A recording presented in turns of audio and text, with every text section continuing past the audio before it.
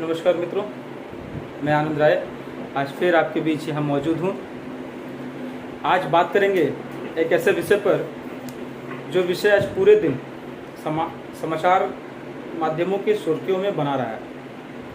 आज बात करेंगे ज्ञानवापी में हो रहे कोर्ट के आदेशों पर सर्वे के बारे में।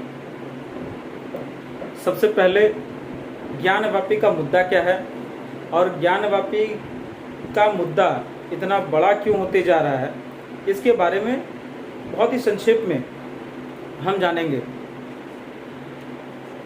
कुछ दिन पहले बनारस की 5 महिलाओं ने बनारस कोर्ट में एक याचिका दाखिल की और उन्होंने मांग की कि ज्ञानवापी में मां श्रृंगार गौरी मंदिर में उन्हें पूजा अर्चना करने की अनुमति दी जाए और उस हिस्से को हिंदू पक्ष को सौंप दिया जाए।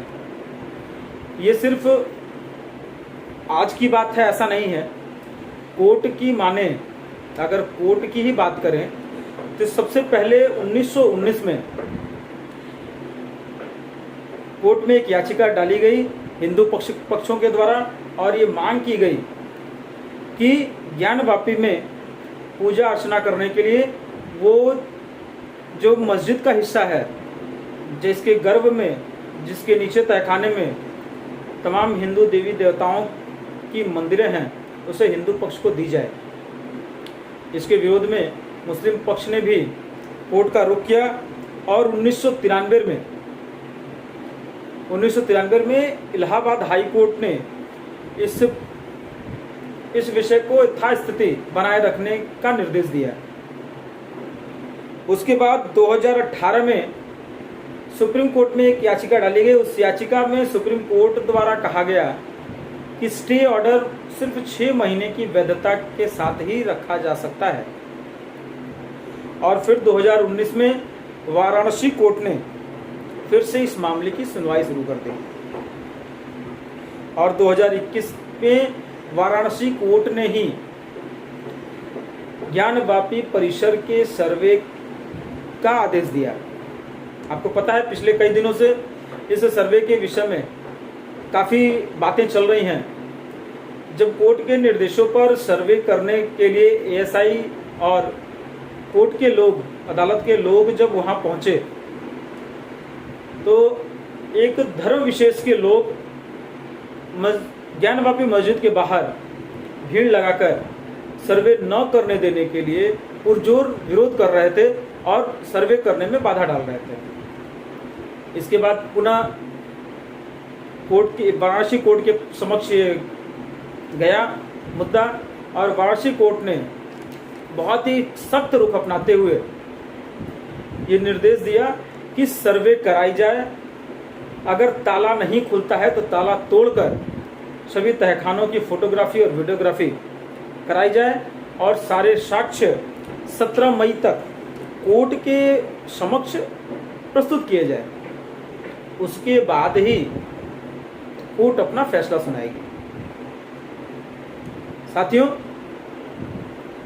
आज मुस्लिम पक्ष के लोग या बहुत से तथाकथित सेकुलर लोग 1991 में प्लेस ऑफ वर्शिप एक्ट की बात कर रहे हैं। जो प्लेसेस ऑफ वर्शिप एक्ट 1991 में जो पारित हुआ था उसका कहीं न कहीं उल्लंघन हो रहा है। मैं इस वीडियो के माध्यम से उन सभी लोगों से पूछना चाहता हूं, क्या प्लेसेस ऑफ वर्शिप एक्ट 1991 में जो लिखा गया, जो कानून बनाई गई, क्या न्यायालय उस कानून से अवगत नहीं है या न्यायालय उस कानून के बारे में नहीं जानता है? मुझे तो लगता है कि हम जैसे साधारण लोगों से ज़्यादा न्यायालय में जो जज बैठते हैं, जो न्यायाधीश बैठते हैं, उन्हें इसकी ज़्यादा जानकारी है। अगर उसके बावजूद अगर ज्ञानवापी के सर्वे का ऑर्डर दिया जा रहा है तो कहीं ना कहीं उसमें कुछ साक्ष्य, उसमें कुछ सच है। सुप्रीम कोर्ट के एक वर्डिक्ट के अनुसार सुप्रीम कोर्ट ने स्वयं माना है कि ज्ञानवापी में मंदिर तोड़कर ही मस्जिद बनाई गई है। वो खैर वो पिछली बातें हैं, हम आज की बात अगर करें तो आज कोर्ट के आदेश से लगभग सूत्रों की माने तो 50% काम, सर्वे का काम आज संपूर्ण हुआ है, बाकी का काम कल पूरा हो जाएगा। आज 4 तहखाने, ये 4 कमरे की आज फोटोग्राफी और वीडियोग्राफी की गई। उन 4 कमरों में 3 कमरों की चाबी मुस्लिम पक्षकारों के पास थी, 1 कमरे की चाबी हिंदू पक्षकारों के पास थी, और दोनों पक्षकारों के साथ उनके समक्ष होकर ही कोर्ट के निर्देशों पर फोटोग्राफी और वीडियोग्राफी का काम किया गया। सूत्रों की माने तो हिंदू पक्षकार कहते हैं कि उन्हें जो उम्मीद थी उससे कहीं ज़्यादा साक्ष्य, उससे कहीं ज़्यादा चीज़ें मंदिर के उस ज्ञानवापी परिसर के तहखाने में मौजूद है। जो तस्वीरें या जो फोटोज़ आज भी मीडिया के माध्यम से हमारे समक्ष हैं, उससे पता चलता है कि किस प्रकार मस्जिद की बाहरी दीवारें का जो स्ट्रक्चर है, जो रूपरेखा है, वो कहीं न कहीं हिंदू मंदिरों के स्ट्रक्चर से मिलता जुलता है, और इस्लामिक किसी भी स्ट्रक्चर में उस तरीके का बनावट कहीं नहीं मिलता। इससे ये सिद्ध होता है कि वो मंदिर को तोड़कर ही, या कहें कि मंदिर के दीवार पर ही गुंबद बनाकर उसे मस्जिद बना दिया गया। ज्ञानवापी की पश्चिमी दीवार पर एक द्वार पाया गया है, जिस पर मंदिर के घंटा, कमल, चक्र और पुष्पों की लड़ी की आकृतियां अंकित है। किसी भी इस्लामिक आर्किटेक्चर में मंदिर का घंटा, कमल, चक्र और फूलों की लड़ी, ऐसा कोई आर्किटेक्चर आज तक देखा नहीं गया है। ऐसा आर्किटेक्चर सिर्फ और सिर्फ हिंदू मंदिरों में ही होता है।